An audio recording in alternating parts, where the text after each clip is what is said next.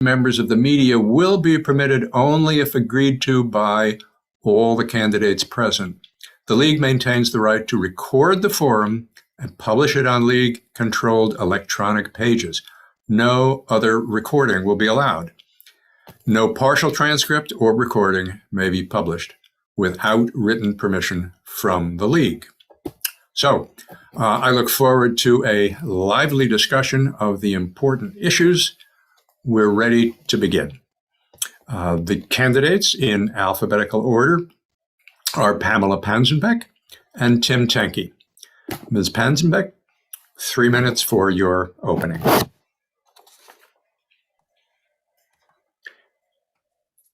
Good evening, everyone, and good evening, Tim. Thank you, members of the League of Women Voters, for hosting this event and giving us the opportunity to present ourselves tonight. My name is Pamela Donaldson Panzenbeck, and like so many of you, I am a lifelong Glen Cover, making Glen Cove such a special place. I'm a fourth-generation resident, and everywhere I go in Glen Cove, I have wonderful, vivid memories of my life here as a child, a teenager, and as a parent.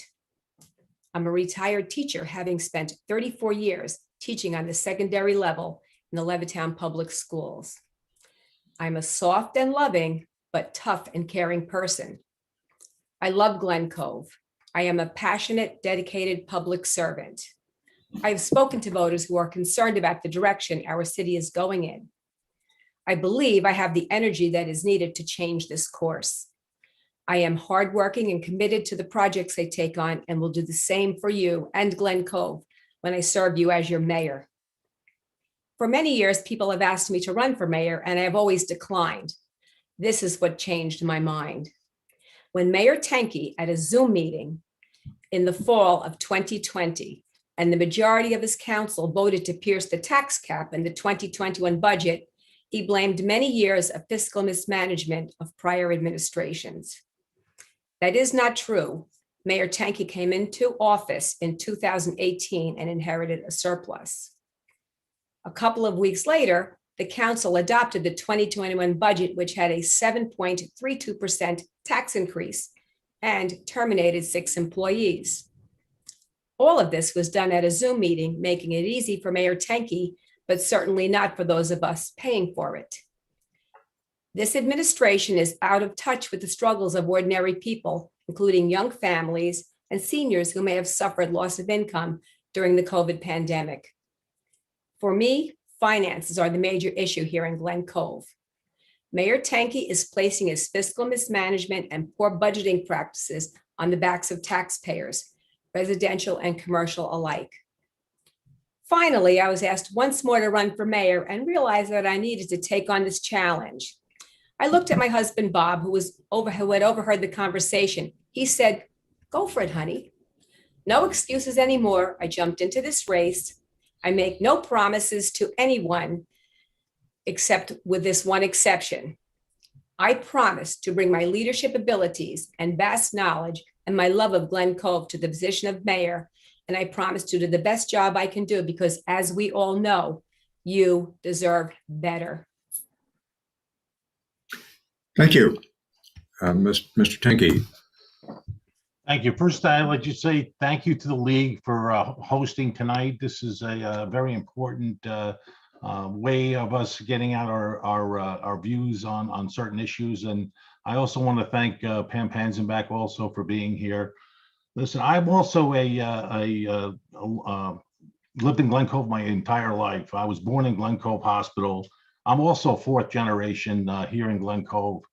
But you know, you say that to some families in Glen Cove, and they'll say that, "Oh, you're a newcomer," because there's a lot of history here in Glen Cove. You know, I went through Glen Cove High School, graduated, went away to college, and then I went away to law school, and then I came back. I got married to my wonderful wife, Karen. We've had 2 daughters who are adults now, and I'm a trial attorney by profession. I practiced law for 27 years, and I started serving the city in 2003 when I was appointed to the planning board, where I served 2 years there. And then when our assemblyman Chuck Levine was elected that opened up a seat on the council where I was appointed to that seat by then Mayor Mary Ann Holzkamp, and I served 6 consecutive terms as councilman in Glen Cove. In 2017, I ran for mayor and became mayor, and I have been serving as in that capacity since 2018. I believe that I have served the community well, and I would like to continue to serve this community. We have done a lot of good things since I've taken office, and we have stabilized our finances in Glen Cove. We have strengthened our infrastructure, and we made services much more efficient here in the city. So those are reasons why I believe that you don't change horses midstream. You continue to go with what's working. And we're asking the people of Glen Cove not only to support me, but to support Team Tenke council candidates in the upcoming election. So thank you all very, very much. Thank you. Okay, then we're ready to go to questions. And these, as we said, are questions which were submitted by citizens and have been vetted by members of the league. There are a lot of very specific local questions, but I'm going to start with a global question. Do you see any role for the mayor in fighting climate change here? If not, why not? If you do, please be specific. What green initiatives have you taken or would you take?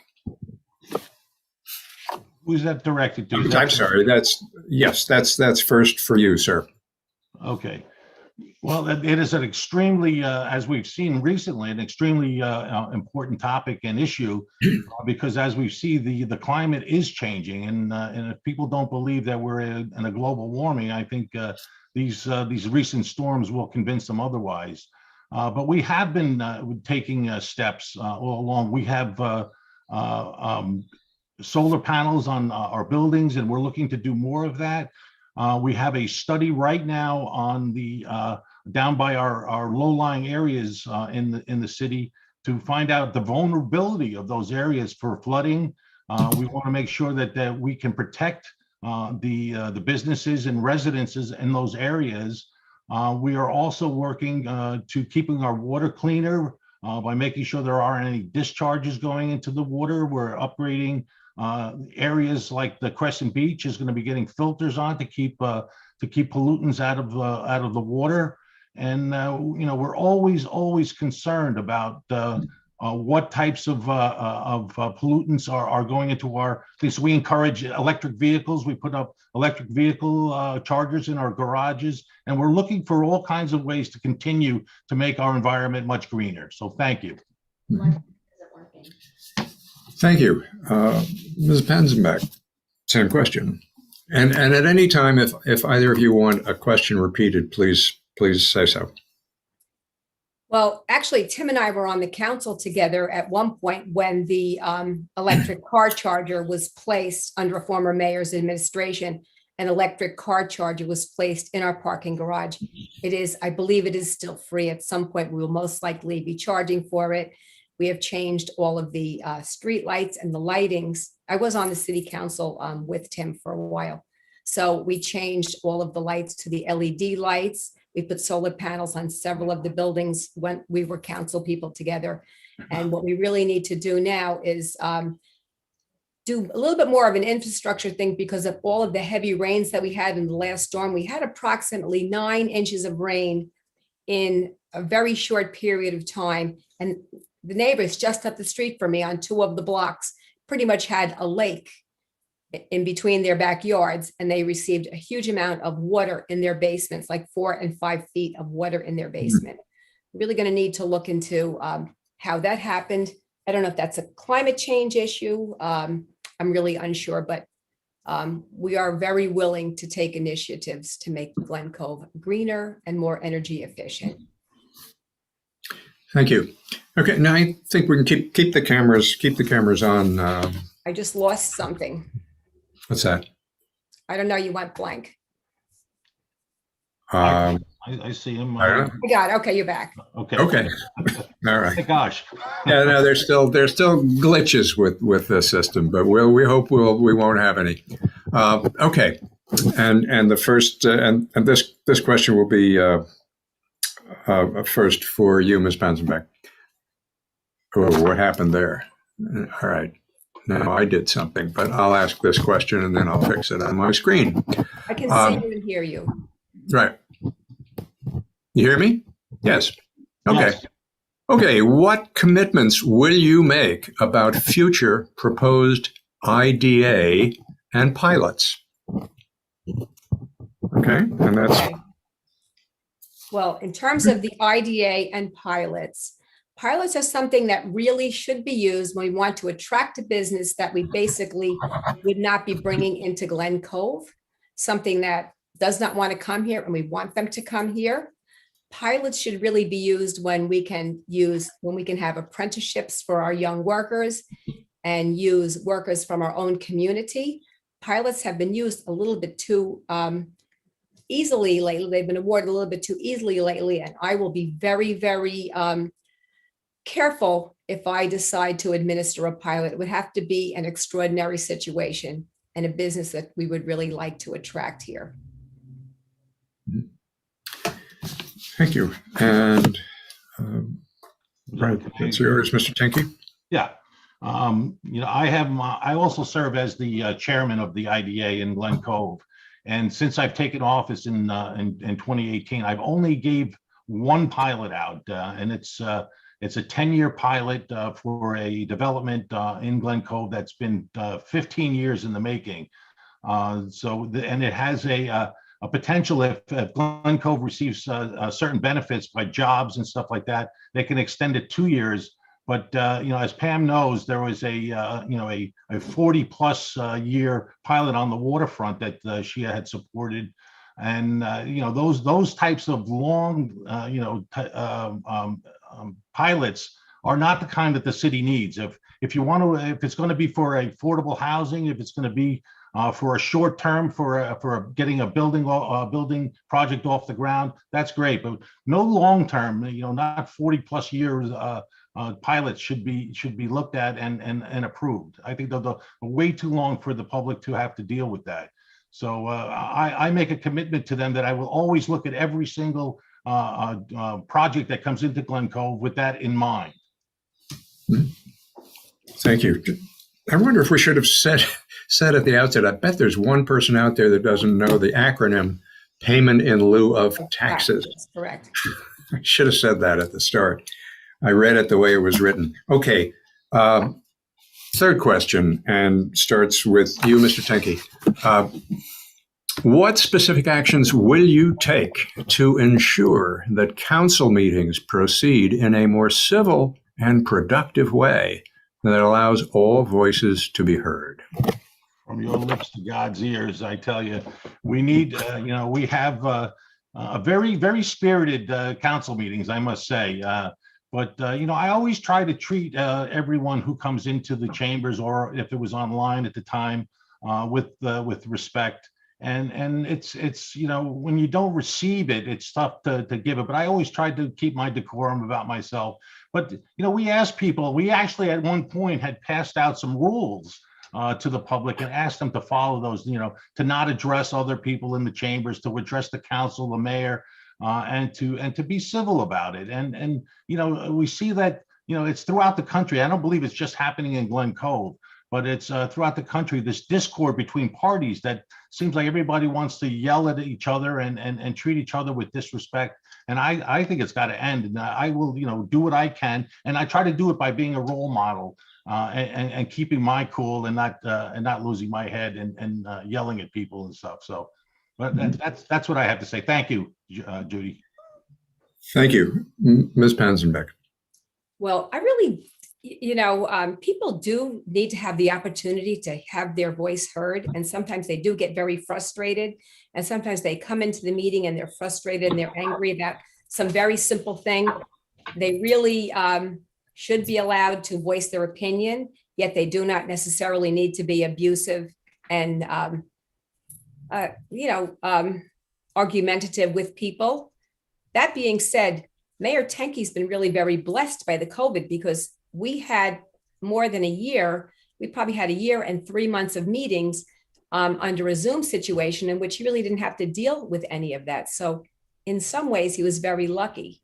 But we really need to just have more decorum. We do have a police officer on duty in our meetings, and really only maybe one time in all these years has he had to step up. So I think if we treat people respectfully and kindly, they should treat us respectfully and kindly as well. Sometimes people come to a council meeting in an angry manner because their situation was not addressed before the meeting. Maybe we need to do a little more of that. Thank you. Mhm. Thank you. And question 4, we'll begin with you, Ms. Panzenbeck. There are some people who own multiple properties that always have tax liens and are unrepaired eyesores. What can you do to force these owners either A, to pay taxes and repair their properties, or B, to sell? That's kind of tricky. We have a code enforcement department, which really has not been very active over the last couple of years. There are laws written on the books for the way that people are supposed to maintain their properties. And usually if you get reported for something that you haven't been done, it's usually your neighbor that reports you. We've had zombie houses in the past. We've addressed those kind of situations, but really that is where a code enforcer would come in handy and should be used. Code enforcement is something that's been quite quiet these last 2 years. As something that needs to be reinstated. In terms of tax liens go out on a lien sale every year. And usually if your house is about to go on a lien sale, you'll come down and pay your taxes. Thank you. Thank you. Mr. Tenke. One of the ways we do address this is we, under my administration, we have enacted the mortgage default registry for these houses that are basically becoming zombie houses, so that we can track with the lenders a way to have them maintain the properties, cut the grass, keep them in shape, so that the neighbors and the property values in the surrounding area aren't brought down. With that being said, code enforcement has since 2020 been handcuffed basically because of the shutdown of the courts. We have code enforcement, but their ability to write violations and have those heard in court were curtailed because of the lack of ability or availability of the courts to do that, to issue search warrants. But believe me, we are working towards reinstating all that, making sure that it's going to be followed, and that compliance is really what we're looking for with regard to our code enforcement and those rules. So yeah, we are taking it very seriously and working towards that right now. So thank you. Okay, thank you. And the next question begins with you, Mr. Tenke. What kind of businesses would you want to bring to the downtown area? And what do you believe is the best way to stimulate our local economy? Okay, well, one of the ways to do that is to, short of offering people, money to come into the city, which we are not allowed to do, we try to make the downtown attractive. One of the things I'm looking at right now is to increase the ability to park downtown, taking out the curb cuts, making an access off of School Street into the parking garage are things that we're looking at. Also extending our business district further up Glen Street to allow more businesses to be able to open up in what they call the business district of Glen Cove. So we're doing that right now. We have a law firm that's helping us rewrite some of our zoning and our codes so that we can start to implement these changes. And I think that, I've done everything I can to, when the businesses ask, what can you do? I've shut down the streets to help their businesses. And we really try to have the downtown sounds that are down there to make it attractive, to bring people in who say, hey, we want to be part of this downtown and this business, because it's nice in Glen Cove. There's a lot of people, there's a lot of things happening. And those are the types of things that we want to do, and we will hope will attract businesses to our area. So thank you. Thank you. Ms. Panzenbeck. Well, this is something that's so near and dear to my heart, and this is something that I wrote about, maybe to one of your answers. My headquarters is actually on Glen Street. There is absolutely nothing on Glen Street except for phone stores, delis. There's no place to actually shop. And any of the retail establishments are those which you go and buy a phone and you won't go back for maybe 2 years. The sidewalk is dirty, it's littered. There are very many empty storefronts. It does not look attractive. It does not look inviting. It doesn't look like any place that anyone would want to come and open a business. We need to see if we can get grants through the landlords to beautify the facades of the buildings. And we now have down the street, if you've been to Glen Cove, a huge village square, which is a great big apartment complex filled with women. I am a woman. I cannot believe that those women would love to come out of their apartments and come down a few feet and like to shop and enjoy shopping. So that is something that is number one or maybe number three on my agenda when I become the mayor. News 12 never comes to Glen Cove to show off our bustling downtown. And the bid lady works very hard to make it attractive and bring people in, but we need some stores. So if you want to open a store in Glen Cove, call me. Welcome to Glen Cove. I will help you in any way that I can. Thank you. Okay, thank you. And the next question starts with you. How will you work to help the homeless and the underserved? Please be specific about which resources you think are most effective and how to fund them, and how to reduce the number of families becoming homeless each year. This is a really tough question, and it's something that people have approached me about. Homeless families and homeless individuals are really two separate issues. And we have had the homeless men spending the evenings in the Presbyterian Church for many years, but during COVID, that was kind of shut down. Homeless families, we're going to need to provide some kind of a place for homeless families to live. No families, no children should be homeless. Through my own church, we have helped some homeless families and some homeless people. As far as government goes, we're going to have to set aside some money to do something. It's not going to be easy. Thank you. Mr. Tenke. Yeah, right now, and I think Pam touched on this, there is no funding through our city to help with homeless. We basically rely on the good-natured people who actually reside in Glen Cove, and some are very dedicated to this very issue to make sure that the homeless people are looked after. I know some of our local churches, one on Continental is going to be opening soon with the soup kitchen again. And people donate money in order to help these individuals. But we have noticed, and I've talked with the police about this recently, that the number in Glen Cove homeless people has reduced because of some of the services that they were getting in Glen Cove have been shut down because of COVID, such as the Presbyterian Church, which had a shelter for men. But there is still a local problem, and this is not just in Glen Cove. This is all throughout the state and the country that there are homeless people. But we want to try to help them. We look to the county to help us in Glen Cove to find housing for them. If you have a child, the county is more likely to set you up in a shelter than if you are a single male that's walking around. But we do try to help them wherever we can. Thank you. Okay, and the next question will begin with you, Mr. Tenke. Okay, what areas of the budget do you see as overfunded, and which areas are underfunded? That's a good question. We have actually a balanced budget that's been proposed right now for 2022. And we don't have areas in the budget that are overfunded for padding purposes or whatever, but we are not using any one-shot revenues or borrowing to run our operation of the city.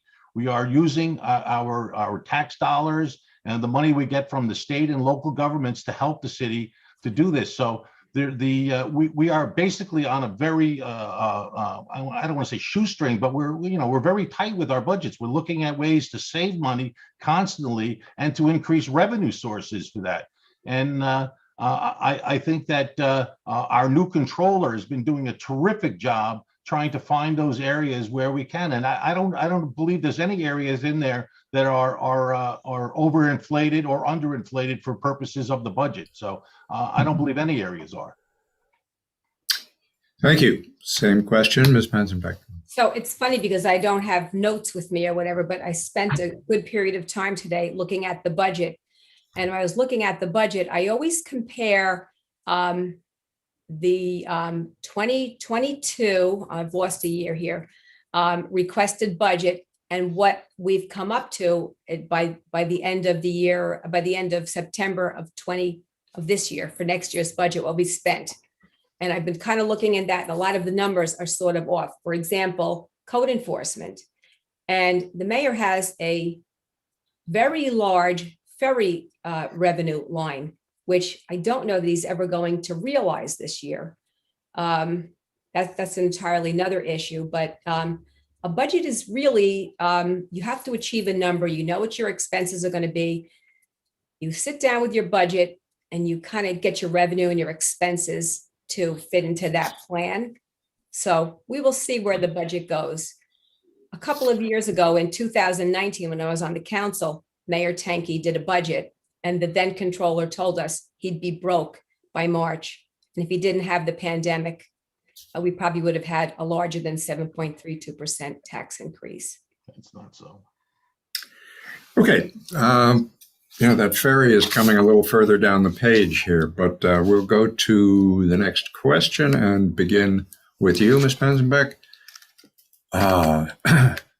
What community events do you attend in the city of Glen Cove, and why are those events important to you? Well, I attend practically every single community event in Glen Cove. I am on the youth board. I'm on the SAGE board, which is a senior fundraising arm. I attend all of their events. I attend all of the events at my church and all of the local churches. I am the only non-veteran on the Veterans Council. I am a member of the Memorial Day Parade Committee. I am currently charged with the refurbishment of all the veterans monuments. It was a 10-year plan. We're trying to do it in 7 years. I'm doing that. I do fundraising and I'm renovating all of those monuments. I attend just about every single thing that occurs in our town. I love Glen Cove and I am very enthusiastic and I enjoy every single thing that goes on. If there's an event, I will be there. People make fun of me. They say I have FOMO, fear of missing out, but I love my hometown. I'm a volunteer at the hospital. I'm involved in a great many things. Thank you. I don't like to brag about what I do because it cheapens it, to be honest with you. Okay. Thank you. Same question, Mr. Tenke. I mean, I don't know how to list them all, but as mayor, you basically go to as many of these events as you can. Some of my, the fun ones are like when we have downtown sounds, we have music in the park, we have the concerts in the park, but we have our veterans ones. We have Veterans Day, Memorial Day. I mean, there are so many that we do. We have the St. Rocco's feast. There's so many that, and Pam's right. I see her there all the time, and we try to attend as many as we can. So I mean, that's a tough question. And again, you don't want to pat yourself on the back, but we all try to go to as many as you can. So that's my answer. Thank you. Okay. The next one will begin with you, Mr. Tenke, and this one looks toward the future. Thinking about what you hope to accomplish in the next 2 years, if elected or reelected, please name 3 things that you would need to have happen for you to feel that your term was successful. Okay, well, that's a very good question, but our plans are basically in the process right now. What I like to see done, again, one, starting with the water in Glen Cove, the Seaman Road well, which is almost completed, should be up and running by next fall. That will give us 6 working wells in Glen Cove. I like to start another well on the other side of town near Connolly School.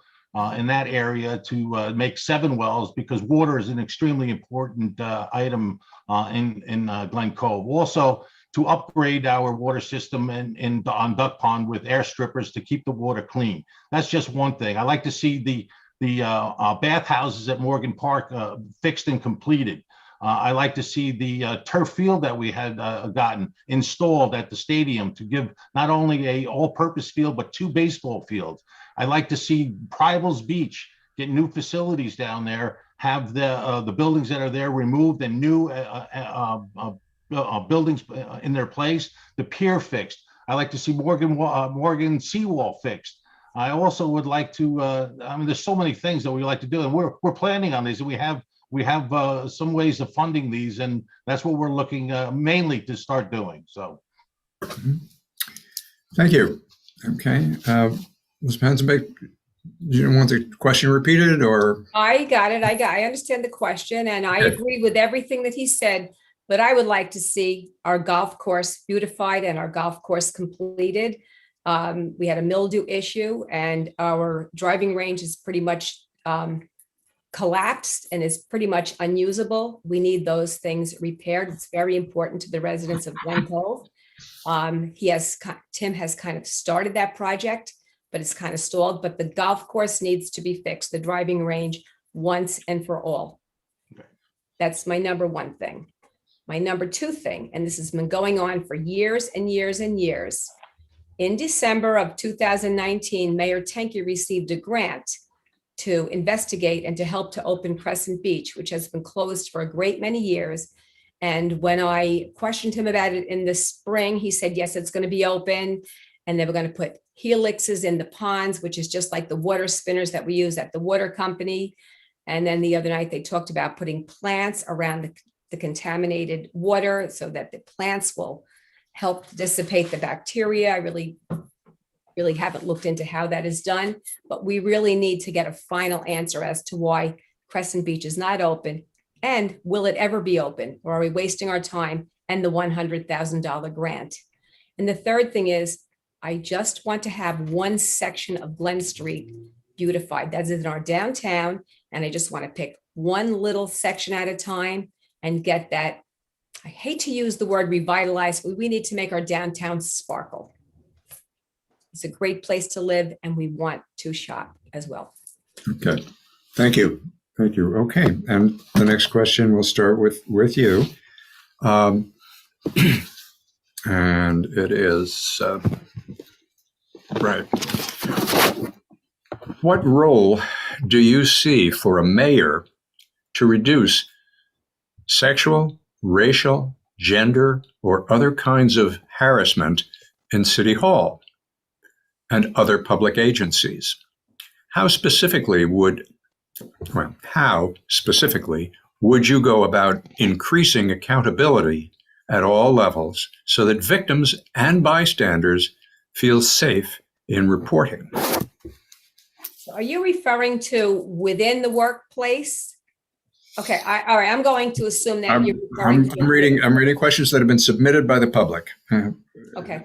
One of the greatest things when my candidacy was announced was that someone wrote that I'm a great unifier and I am able to work well with all people.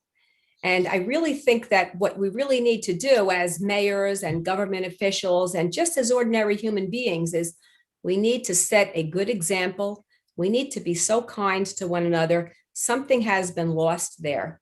And that is what we need to do. Any kind of sexual harassment or workplace harassment will absolutely not be tolerated by me, should not be tolerated by anyone. But for me, I lead by example. That is the most important thing that I can do. Be kind, be courteous, lead by example, and set a no tolerance policy for any kind of workplace harassment, sexual harassment, anything like that. Mr. Tenke, would you like that repeated? No, I Okay, got the question. I just, Okay. one of the things that we have implemented is, these sexual harassment policies. And I think Pam was actually on the council when we did that. We require training of our employees to be aware of this. Also, not just for sexual harassment, but other, we have racial and those other types of things. Also, we have I set up a committee that meets that deals with certain issues regarding the African American community. They report to me, and we report to the police. So you have to get out and you have to talk to people, and you have to find out what the issues are, what they're experiencing, so that you can address these problems. So my door is always open for them to come in and just let me know if there's anything I can do to fix it. I certainly will work towards that. And I think that as Pam was saying, it's a role model thing. You have to set a good example. And I think our police department does a very good job with that. And I think most of the employees, 99% of them, really do try to set a good example for other people in there. So it's a problem that we see around the country, but it's something that I think in our city is being addressed, and I think properly. Thank you. And this next question then begins with you, Mr. Tenke. Right, and here's the ferry question. Okay. Glen Cove has a ferry terminal, which I looked it up. It was completed in 2015, but no ferry. What are your plans to make this public investment useful for the residents of Glen Cove and to get a return on the public funding expended on it? Okay, this is a question that comes up. It's actually been coming up quite frequently recently, but the ferry terminal, we were very, very close before the pandemic hit to, we were about to go into contract with an operator at the time. And, we were all set to have the kickoff of this in, I think it was Memorial Day of 2020 was when we were supposed to get this going. But the pandemic happened, and it kind of put a hold on everything. Before that, we were still under construction down at that area with the roadway and with the Garvey's Point project. So we asked for an extension at that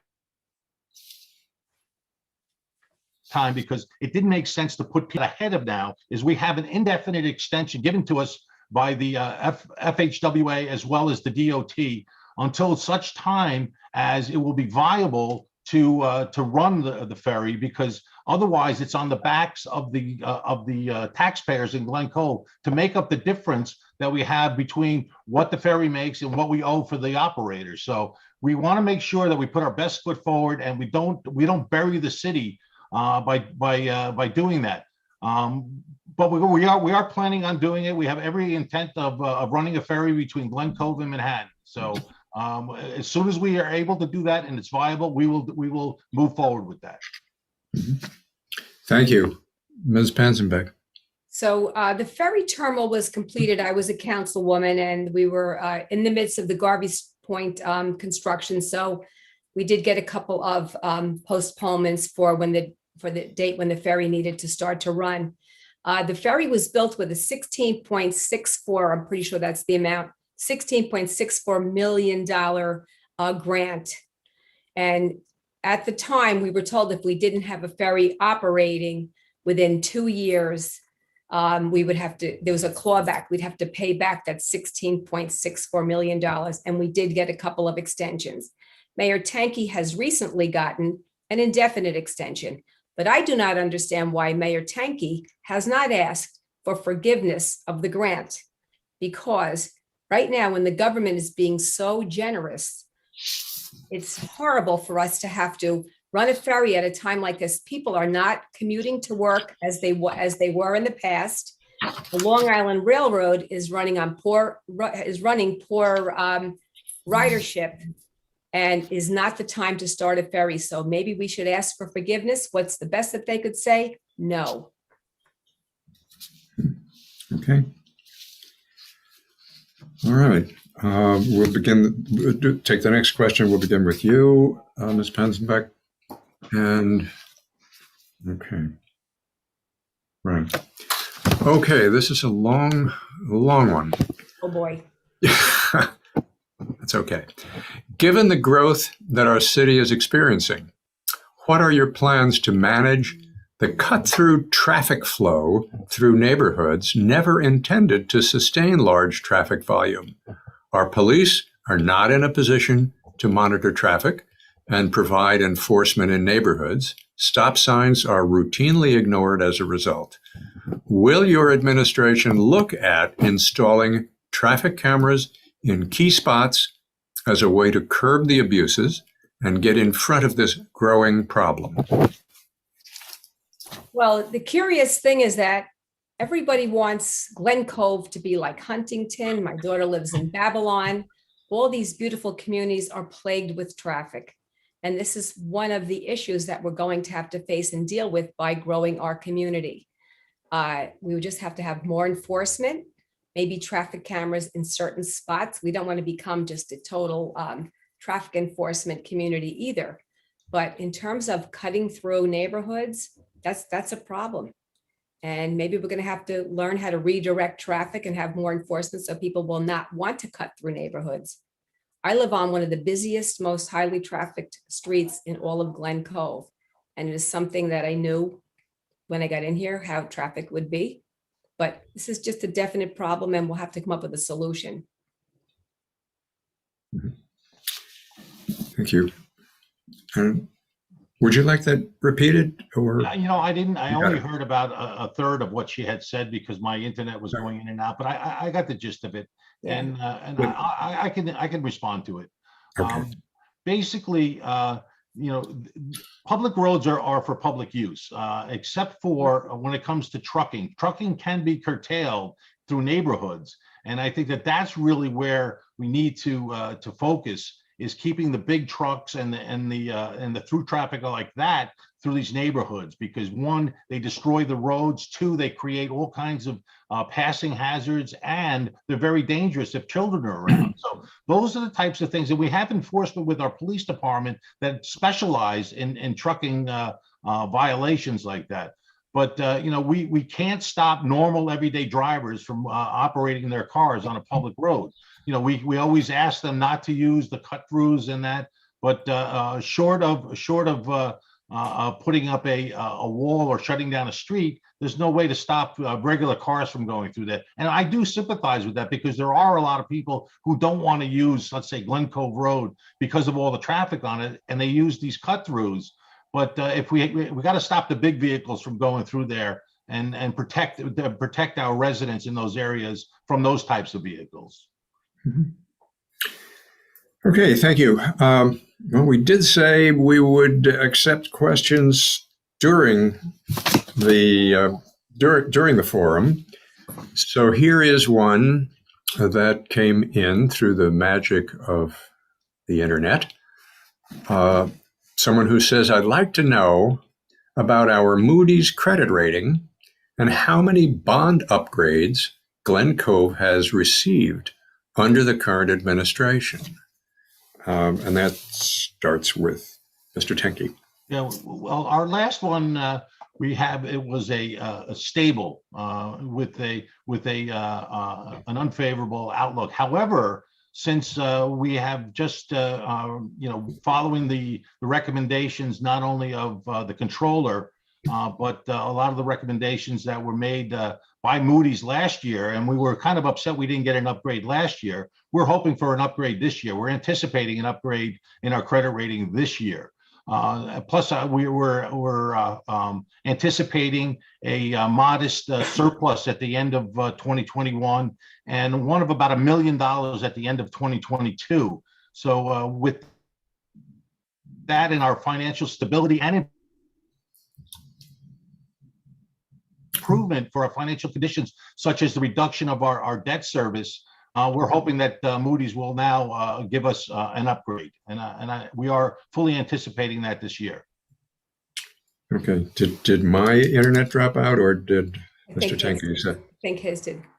Okay, all right. But I think it was just a moment. Okay. Okay. All right, Ms. Panzenbeck. Glen Would you like- Cove, for many Okay. years, Glen Cove's Moody bond rating was it was BAA2 negative, one step above junk bond status. And when Mayor Tenke and I were council people under the Spinello administration, we did get 2 Moody's bond upgrades. So during Mr. Tenke's tenure as mayor, he has lost those 2 Moody's bond upgrades. It's just amazing to me that the town of Oyster Bay has just about the highest Moody's rating that they could ever get, and they got 4 upgrades within the last year. So I don't know what the problem is. I believe at the last council meeting that the mayor and his controller have asked, and Moody's says that it looks a little better. But typically when you raise taxes 7.32% and terminate 6 employees, that is something that Moody's would like and possibly look to give you an upgrade. I'm not really sure. I was looking for this today, but in terms of the deficit, I think you extended some of the bands, if I'm not sure. I'm not sure about that, Tim. I'm sorry, I would have been more prepared if I expected a question like this. Thank you. Okay. So this question would begin with you, Ms. Panzenbeck. How do you see the office of mayor and city council working with the school district to ensure that schools get what they need to support and educate our children? Well, the school district and the city of Glen Cove are pretty much what we call coterminous. We're separate operating entities. But I personally, I'm a retired teacher. I love school. I love kids. I live where all the kids walk by my house on the way home and the way to school. And I did have a very informal meeting with the school superintendent. And I asked her, I said, I'm running for mayor. There's a good possibility that I may win. I have a 50-50 chance. And would she be willing to form a partnership with me, just she and I, the mayor and the school superintendent, for me to serve a role as part of the schools, have the ability to go in and out and be a visitor and be an advocate for the school district and really kind of see what is going on and how I can actually help her. A very informal thing. She seemed very open to it. If I win, that is something that I will absolutely pursue. School and education is more important to me than almost anything else. Thank you. Can I have that read back to me? Because I only Yeah. caught a portion of it. Okay, yeah. All right. Yes, I'm certainly. gonna turn my camera off because it seems that I can hear better and nothing freezes up when it's off. But I'll try to turn it back on when I answer the question. Okay. Okay. The question was, how do you see the mayor's office and the city council working with the school district to ensure that the schools get what they need to support and educate our children? Okay. Well, as you know, or you may know, that we are separate taxing jurisdictions, that the city does not have jurisdiction over the budget of the city. However, I have a very, very good relationship with Dr. Rihanna at the school district. And, we talk almost on a regular basis. And we have people on our council that have an excellent relationship with the schools. So we work very closely together. We meet with them. A matter of fact, we've had 2 or 3 lunches together with the superintendent and her staff, just to keep informed of what's going on both sides. And I think whatever they need and whatever I can do to help them to be successful, I'm willing to do.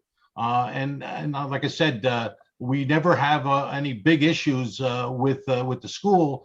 And in fact, the school is looking to possibly donate us some land so that we can build another well in Glen Cove. So they're very helpful to us. We want to be helpful to them as well. Okay, we may have missed a word there, but I think we got most of it. Somehow that's freezing. Okay, this next question would start with you, Mr. Tenke, and it's this. Yeah, I had to look this up too. to see what the RXR project is. With the RXR project and the influx of elderly people purchasing units at Garvey's Point, how do we expect ever to pass a bond or fix our schools? What's your solution?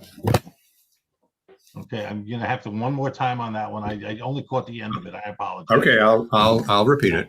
I'm sorry.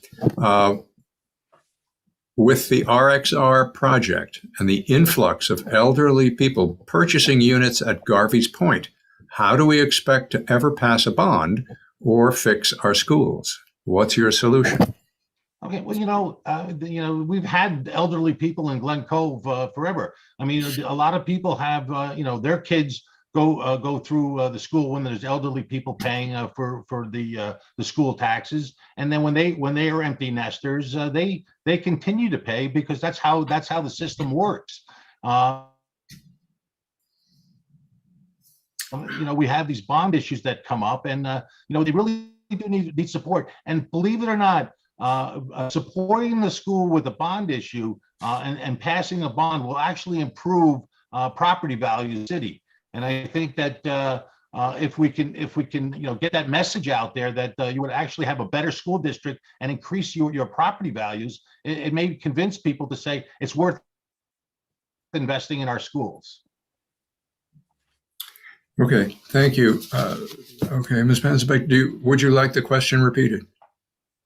No, I kind of understood the question. Okay. At Garvey's Point, there are not all older people moving in. There are a lot of young people there. There are families there. There are a lot of young couples with baby carriages there are renters there, as well as people that have bought the condos, probably far more renters than condo purchasers. So if you go down to the area, you will see a lot of young families. And I would assume that young families are going to want to support a school bond and are going to want to have nice schools. Typically, those families right now, I don't know how many school children are going from Garvey's to this schools at this point, but there are a lot of young families. They seem to love Glen Cove, and hopefully that'll help us to improve our schools. People were very upset last year with Mayor Tenke's 7.32% tax increase because they felt that would hurt the school bond vote. Okay. All right. Okay, and this question will begin with you, Ms. Panzenbeck. Okay. What have you done, and or what will you do personally as mayor to increase the role of marginalized populations in city government? It's really interesting when it comes time to run for office. I've run for office several times. When it comes time to run for office, we reach out to everybody to run for office because we like to be all inclusive. It's very difficult to get people to put themselves out there. And we would almost accept anybody that wants to run for office. People just don't want to put themselves out there. It's not a popular thing. So I guess we just have to be maybe more inviting and get more people to come on committees and things like that. But it's very difficult to get people to come on out and run for office. Mr. Tenke. Yeah, well, it's a good point, but there's always ways to bring people in. I mean, we have a community board that we had started now to try to get people interested. We try to invite people to come sit at city council meetings, to ask questions, to get their viewpoints heard. We go to the churches and ask if there's people that are interested in serving. There's a lot of ways that we can get people that are interested, but it's tough to make them have the commitment to do it. A couple of years ago, not the last election, but the one before that, I had the most diverse ticket that Glen Cove has ever seen. And again, this included African Americans, Latinos. It had people who were gay. We had women. We had everybody on this. and it wasn't really well accepted in Glen Cove. But maybe I was just ahead of our time at that point. But we are always very inclusive, and we want to we want to try to get as many people involved as possible. And just so you know, this year the taxes are 0%. There's no increase in property taxes this year, and there's a rebate for commercial properties of 4.55%. Just wanted to get that out there. Thank you. Mhm. Okay. Okay. Just going back to, all right, let's start then with Mr. Tenke. What are your ideas to attract and keep a younger, more vibrant electorate? Well, one of the ways that we do that is you have to provide affordable type housing if you can, and that's one of the struggles that we have in Glen Cove is affordable housing. And if you can get people to come in here, maybe when the empty nesters are ready to go, maybe they'll buy an apartment in town if they want to stay in Glen Cove, opening up their house for resale to a younger couple with a family, and we do encourage that. But we also have all these additional places. I know that our downtown and Village Square is filling up with a lot of young people that are coming in, and as well as the Harbor Landing, and we're very enthused about that. That we are getting younger people in here who are involved and want to know about politics in the city, and are getting involved because they're asking a lot of questions. I'm getting phone calls saying, "Hey, well, how can we get involved? How do we get registered to vote?" So these are all positive things for our city as we grow, and I anticipate. Well, thank you. Okay. Okay. She said I had a couple of seconds more. Okay. Ms. Panzenbeck. Could you just repeat the question? Sure.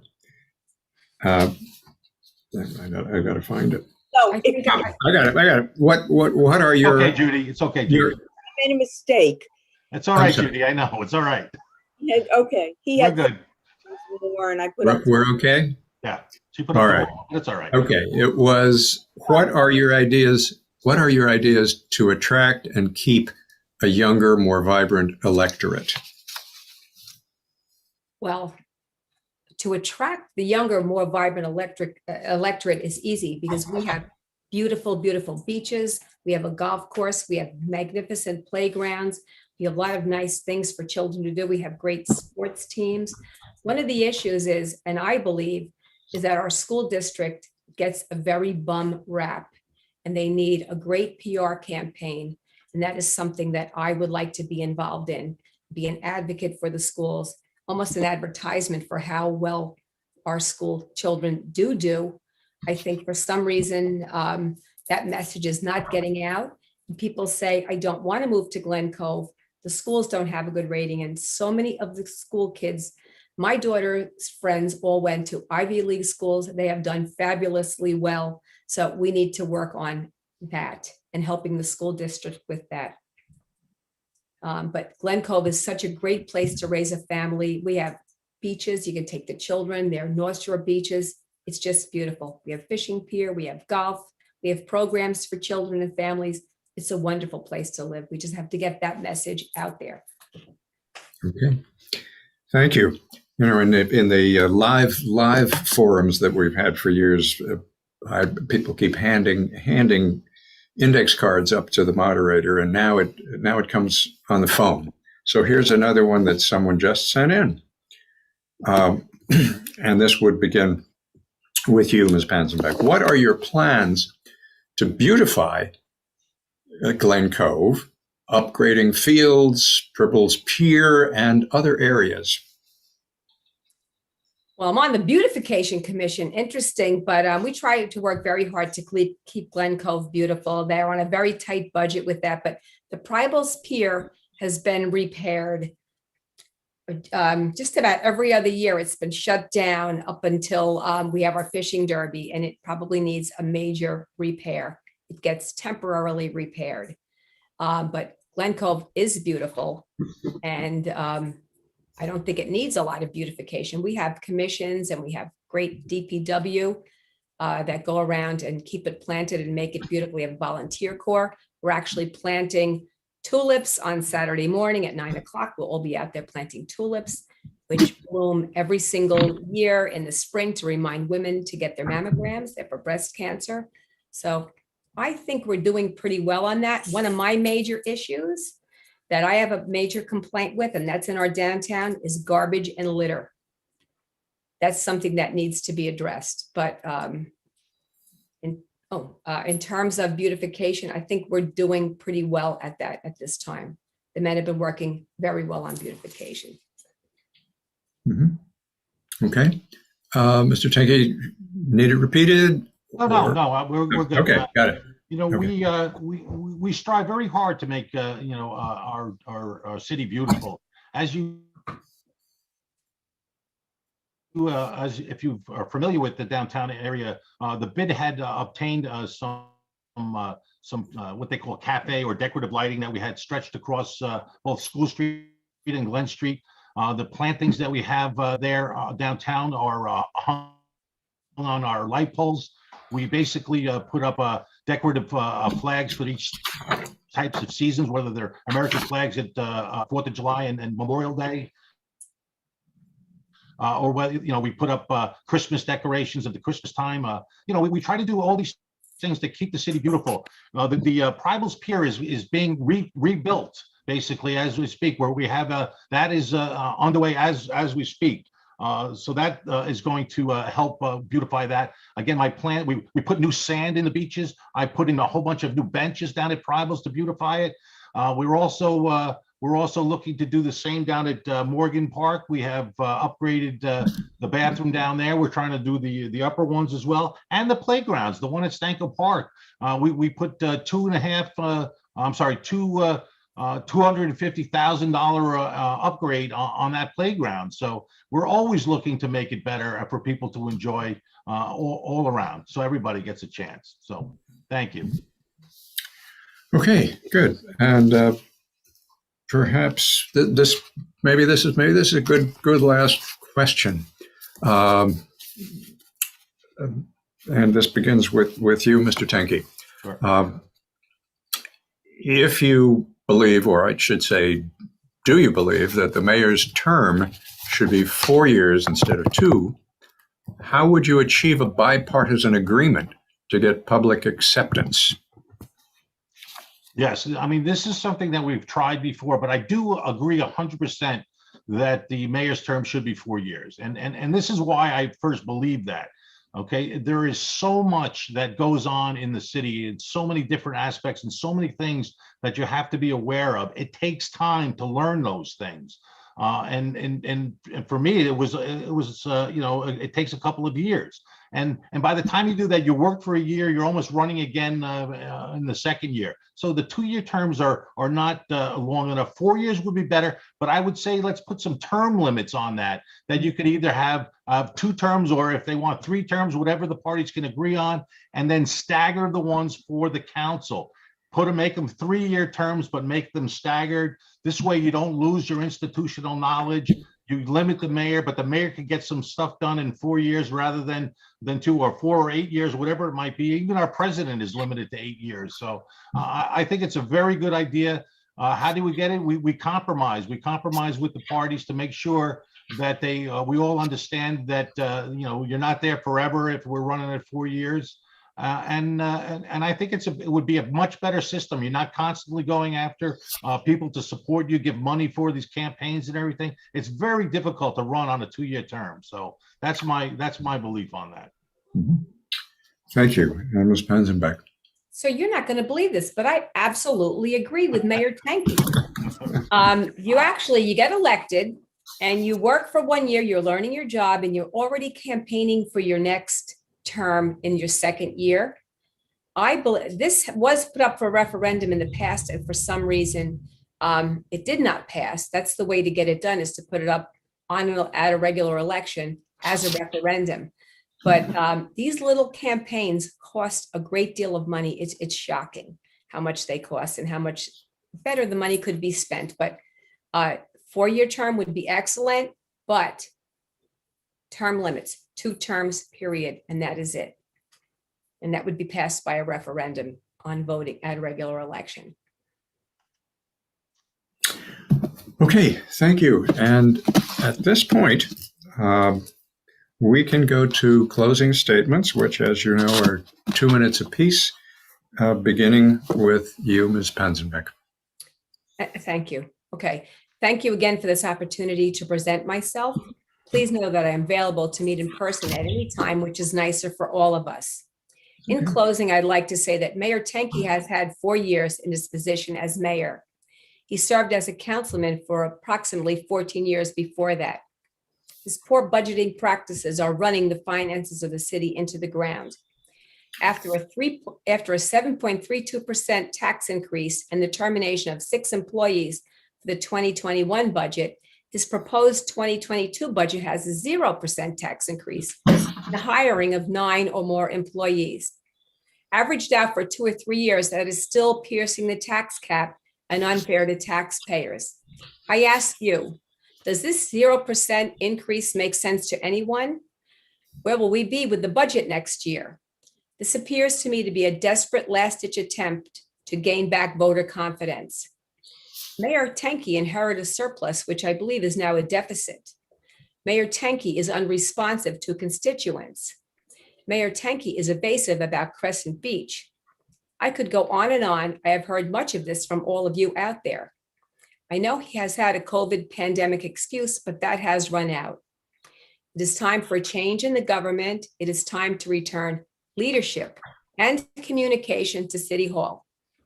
It is time to elect Mayor Pam Panzenbeck and her team because, as we all know, you deserve better. Thank you. Thank you very much. Okay, and Mr. Tenke. Yeah, I also want to say thank you to the League of Women Voters for hosting tonight. Thank you, Mr. Schwartz and Judy, for your time this evening. I think that we are headed in the right direction finally with our finances in the city. We had stabilized our finances now. We are looking again for upgrades. We are going to be improving our finances for the city, not making them worse. We are not borrowing for termination pay. We are not borrowing for operational expenses. We are not taking from one fund to use it for expenses. We don't have one-shot revenues any longer to do that. So we are being much more fiscally responsible in our running of the city at this time.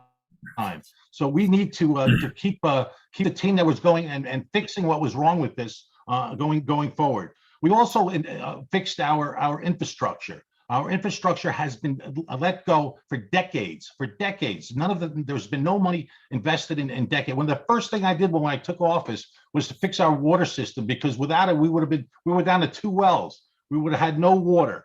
So I've also streamlined our services in Glen Cove. We went through COVID, and we didn't lay off any people during COVID, and we were able to maintain our services in the city. Now, when I was faced with the budget, when I raised the taxes, the alternative was laying off 44 people, getting rid of 5 police officers, shutting down the senior center, getting rid of recreation, sports, and cutting garbage down to once a week. It was either that or making a tax increase, which I appreciate that the city residents had come forth and helped the city doing that. That's why this year they're getting a 0% increase. It had nothing to do with trying to be political on this. This is because they did what I needed them to do, and this is my way of saying thank you to them. Thank you. And that brings us to the closing. I'd like to thank the candidates for their participation today and congratulate them not only for their performance this evening, but also for their commitment to serving the community. And a thank you also to those in the audience who submitted tonight's questions. Those were not mine.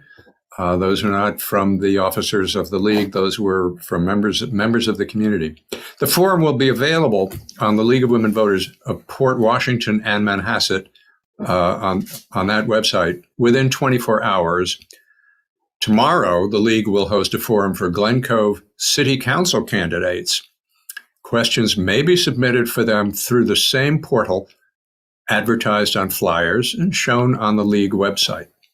And thanks to the many members of the League who put this event together. I'd also like to remind you of the unique and important role played by the League of Women Voters here and in communities all across the country. The League's work in registering voters, educating voters on the issues of the day, and protecting the right to vote is vital to the strength of our democracy. Your local League is made up of volunteers who devote their time and their energy. Your participation and assistance would be welcomed, and your financial contributions would be appreciated. Remember, democracy is not a spectator sport. That's a League motto. And I encourage all registered voters to get out and vote on November 2nd or in early voting. Thank you and good night.